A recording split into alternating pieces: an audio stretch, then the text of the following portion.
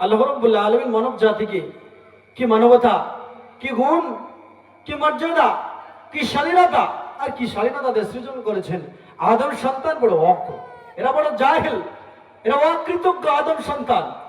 পবিত্র কোরআনে আল্লাহ তাআলা বিভিন্ন জায়গায় তিনি আলোকপাত করেছেন, আলোচনা করেছেন যে আদম সন্তান এরা জাহেল, এরা আমার ইবাদত করে না। ফাআল্লামান্নাহু লা ইলাহা ইল্লাল্লাহ, অথচ আমি রব ছাড়া কেউ কোন রব ইবাদতের উপর সহ্য করে। আল্লাহ রাব্বুল আলামিন সরাসরি তিনি বলছেন আমার মহানির্দেশ গেলে তোমরা রাসূলের আনুগত্য করেই করবে। আপনাকে কুরআনুল কারীমের তেলাওয়াত দ্বারা বোঝাতে চাচ্ছি একটু যে আপনি আনুগত্যের বিষয়ে কিভাবে এটা বুঝবেন। মহান রব যিনি আপনাকে সৃষ্টি করেছেন, আপনার নাফসের যিনি মালিক, সৃষ্টিকর্তা আল্লাহ স্বয়ং বলছেন যে মুহাম্মদের আনুগত্য করো, তাহলে তোমরা সফলতা অর্জন করবে। আউযু বিল্লাহি মিনাশ শাইতানির রাজীম। বিসমিল্লাহির রহমানির রহিম। কুল ইন কুনতুম তুহিব্বুনাল্লাহ ফাত্তাবিউনি ইউহিব্বুকুমুল্লাহ। আল্লাহ রাব্বুল আলামিন তিনি বললেন, ও নবী তুমি বলে দাও, কুল হে নবী তুমি বলে দাও, ইন কুনতুম তুহিব্বুনাল্লাহ, যদি তারা আমি আল্লাহর ভালোবাসা পেতে যায়, ফাত্তাবিউনি মুহাম্মদ তোমার আনুগত্য করা লাগবে, ইউহিব্বুকুমুল্লাহ তাহলে আমি আল্লাহর ভালোবাসা পেয়ে যাবি। সম্মানিত সুধী, পবিত্র কালাম পাকের ভিতরে আল্লাহ রাব্বুল আলামিন তিনি বলছেন, কুল হে নবী বলে দাও, ইন কুনতুম তুহিব্বুনাল্লাহ, যদি আল্লাহর ভালোবাসা পেতে চায় তোমার উম্মতরা, আমার দাস যদি আল্লাহর ভালোবাসা পেতে চায়, ফাত্তাবিউনি নবী মুহাম্মদের আনুগত্য করতে হবে রে, ইউহিব্বুকুমুল্লাহ আল্লাহর ভালোবাসা পেয়ে যাবে, ওয়া ইয়াগফির লাকুম যুনুবাকুম আল্লাহু গফুরুর রহিম, তার প্রত্যেকটি পাপকে ক্ষমা করা হবে, আল্লাহু গফুরুর রহিম, আল্লাহ রাব্বুল আলামিন তিনি দয়াবান।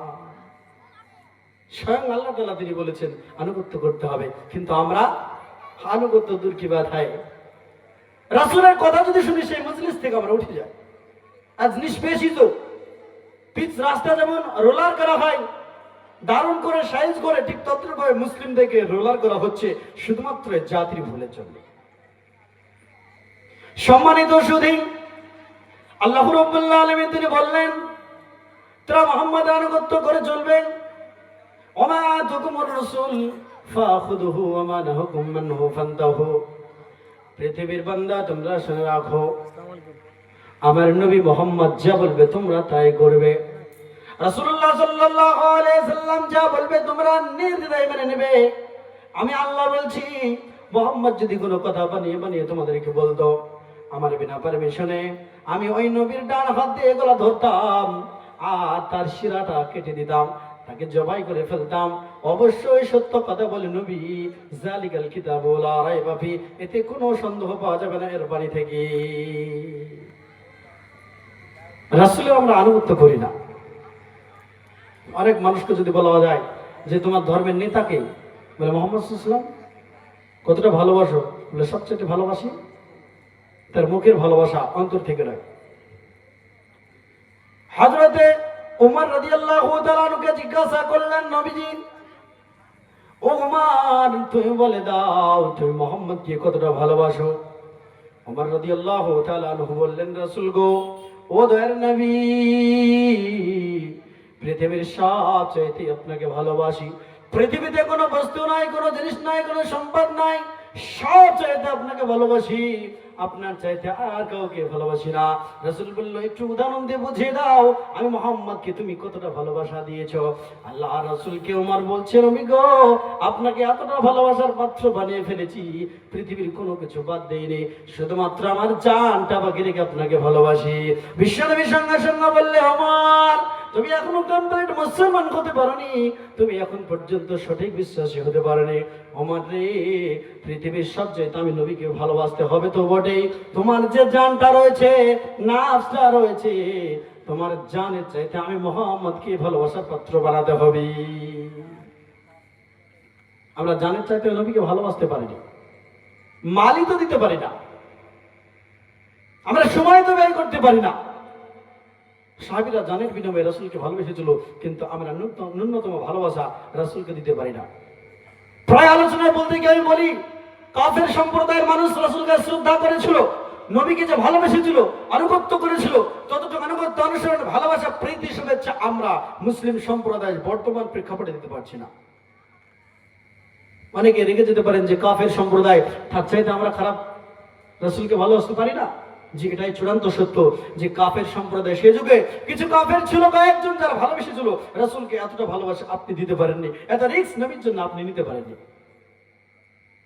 বিশ্বনবী সাল্লাল্লাহু আলাইহি ওয়াসাল্লাম ছোট্টবেলায় খেলাধুলার মাঠে যখন থাকতেন, অন্ধকার রাত হয়ে যেত, সন্ধ্যে ঘনিয়ে আসতো, সবাই তার পিতামাতা গিয়ে, গার্জেন গিয়ে সন্তানগুলোকে ফিরিয়ে নিয়ে আসতো, কিন্তু নবীজির পিতামাতা যায় না, কোথায় পাবে?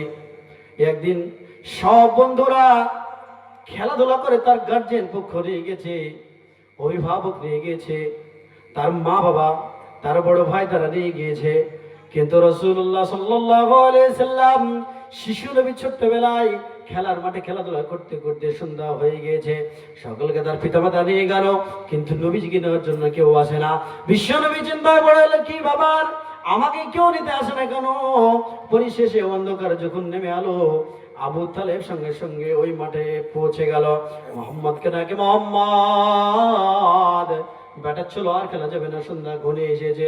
বিশ্বনবী শিশুবেলায় আবু তালেব তার চাচার পা খানা ধরে বলেছে, ও আমার চাচা যান, আপনি দয়া করে বলুন, সবার পিতা মাতা আছে, সবার অভিভাবক তার কবলে চুম্বন প্রদান করে নিয়ে যাচ্ছে, কিন্তু আমার মা বাবা কেন আসে না? আবু তালেব বলেছিল, ও বেটা ভাতিজা তুমি শুনে নাও, তোমার মা বাবা নাই তো কি হয়েছে? আমি আবু তালেব তোমার চাচা, যতদিন পৃথিবীর জগতে বেঁচে থাকবো তোমার রক্ষণাবেক্ষণ করব। তিনি একজন কাফের ছিলেন।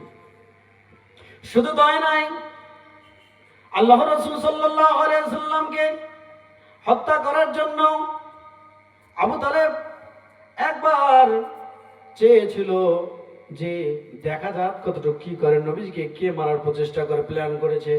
তিনি পা ফেলে আছে নবী দুশমনকে আছে খোঁজার জন্য। পৃথিবীর অন্যতম একটা পচা সূত্র, ইসলামের ইতিহাসে সবচাইতে নিকৃষ্টতম আবু জাহেল আবু তালেবকে বলছে, ও আবু তালেব তুমি শুনে নাও, তোমার ভাতিজা মোহাম্মদকে ছেড়ে দাও, আমাদের দায়িত্বে, আমাদের আয়ত্তের ভিতরে মোহাম্মদকে সোজা করে নেব, যদি এক আল্লাহর বিশ্বাস করি তাহলে ওই ব্যক্তিকে হত্যা করব, তুমি কিছু বলতে পারবে না।